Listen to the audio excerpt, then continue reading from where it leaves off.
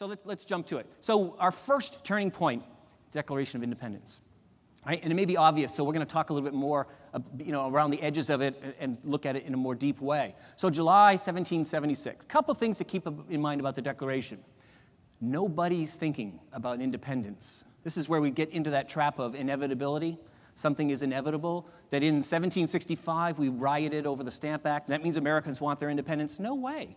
Americans don't want their independence. They want a better deal. They want to be treated fairly within the imperial or the royal system. So nobody's thinking about it at the Stamp Act. We're furious. We feel like we're being mistreated. We're being treated like children during the Stamp Act. We riot. We tar and feather people. We issue proclamations. We get organized. We have a Stamp Act Congress. And it looks like we're really kind of flexing our independence muscles. We're not. We're just trying to get Parliament off our backs, get the king to protect us like he's supposed to.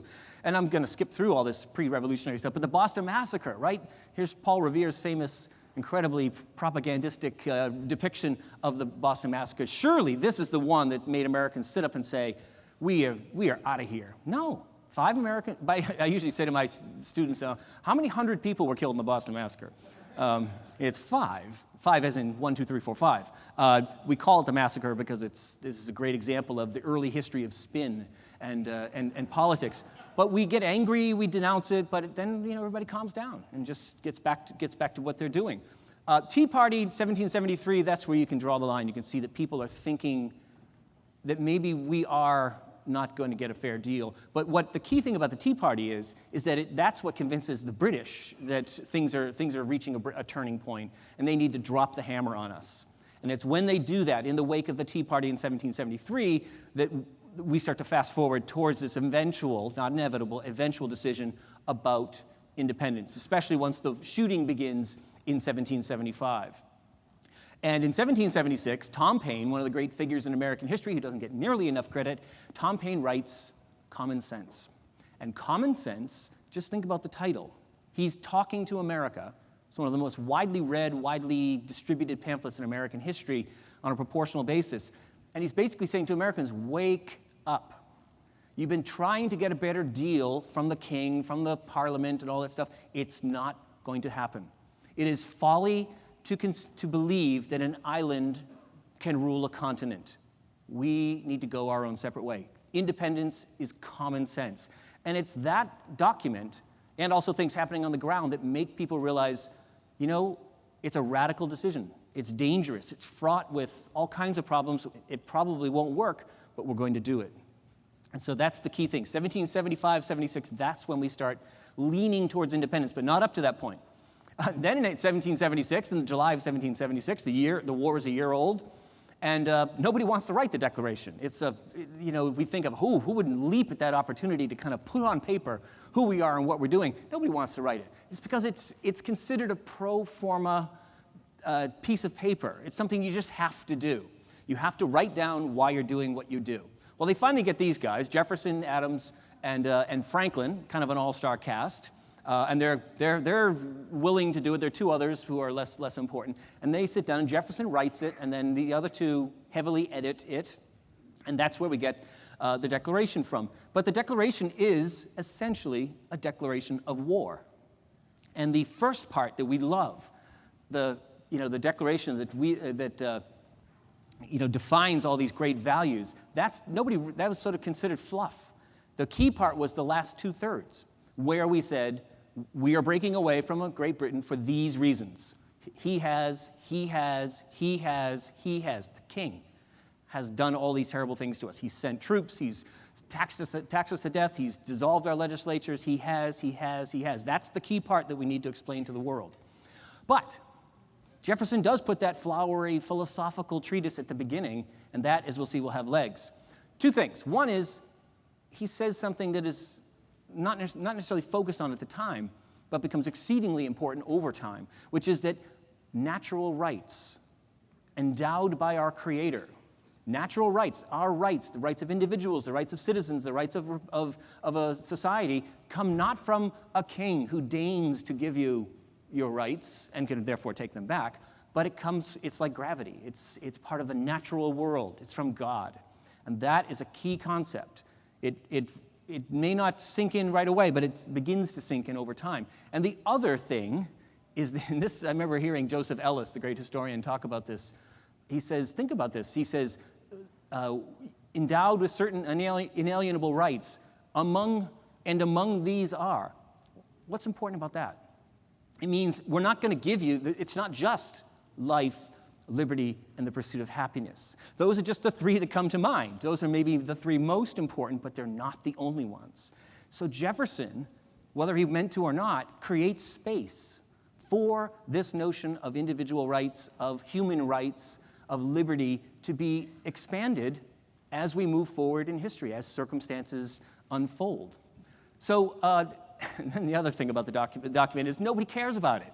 It's stuck in a drawer, and it's not considered this sacred document that's put under bulletproof glass, and people rhapsodize about it. July 4th itself is not really celebrated all that much until the 1790s. So there's this kind of dramatic painting by Trumbull. It gives us this false notion that there was a drumbeat and then the Declaration was dropped. It's the 1790s. When the parties are forming, when the Jeffersonian Republicans are facing off against the Federalists, and the Jeffersonian Republicans fancy themselves as, small d Democrats, the party of the people. And they think of Hamilton's Federalists as the monarchists, the people that really want to reinstate or at least bring back some of the vestiges of monarchy. It's really ugly. Politics was not, or dirty politics and angry and ugly politics was not invented yesterday. It's been with us for a long, long time. And here's Jefferson being depicted by the Federalists burning the Constitution, or trying to burn the Constitution, and the bald eagle is intervening. So when you are under attack, and when your guy is under attack, Jefferson, you begin to pump him up. And you begin to say, he's the guy that wrote the Declaration of Independence, the people's document. And he is our man, and he's being unfairly treated. And so there's this kind of late reverence for the Declaration of Independence in the 1790s, early 1800s. And slowly but surely, we start to reverence the document. Slowly becomes this sacred document, and we start to celebrate the 4th of July on a regular basis, and it becomes part of our national heritage. But it's not from the, there's not a whole lot of July 4thing going on in 1777 or 1787. It's an evolving tradition. And then when Jefferson, when he plans for his death, being Jefferson, of course, he says, this is what I want on my tombstone. And he puts down the three things he thinks are the most important. Leading off, of course, is the Declaration of Independence. So we eventually get to see it as an important thing. Now let's take a quick second here to look at the long-term significance. I think I could stop now and you'd see the Declaration is pretty important.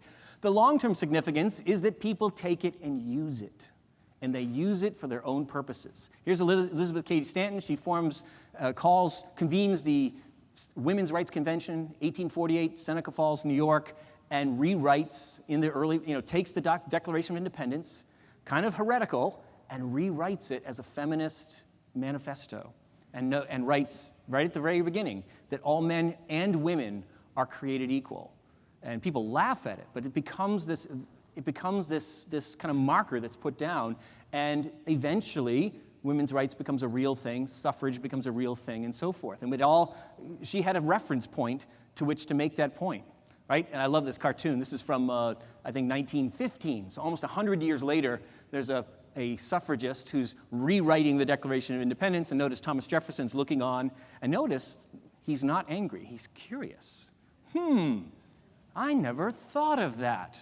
It's kind of an interesting, it's a beautiful piece of political, I don't want propaganda, but political messaging there, right? All men and women are created equal. And then, of course, labor parties take it and use it. You can buy a book of 100 declarations of independence that are all rewritten in this manner. So this is the Working Men's Party, and for the full benefit of their labor, right? They change the words where they need the words changed. Lincoln, of course, references it. And by now, it's clearly become a sacred document, dedicated to the proposition that all men are created equal, right? That comes a direct quotation from the Declaration. Martin Luther King, in his famous I Have a Dream speech, which we don't pay nearly enough attention to the other stuff in that speech, but that's another thing. But he talks about the Declaration of Independence. And he says, this is, we were founded on this idea. This note was a promise that all men, yes, black men, of course he's using man, but he means men and women, as well as women, would be guaranteed unalienable rights of life, liberty, and the pursuit of happiness. He's saying we have these rights, and they've not been respected. We are here to get them respected. And of course, how many of you have ever read the Declaration of Independence of Vietnam? Written in 1945 by a guy named Ho Chi Minh. It starts with these words: all men are created equal. They are endowed by their Creator with certain, this is a document that has global significance. And it all starts in July of 1776. All right, so let's hold that thought for a moment.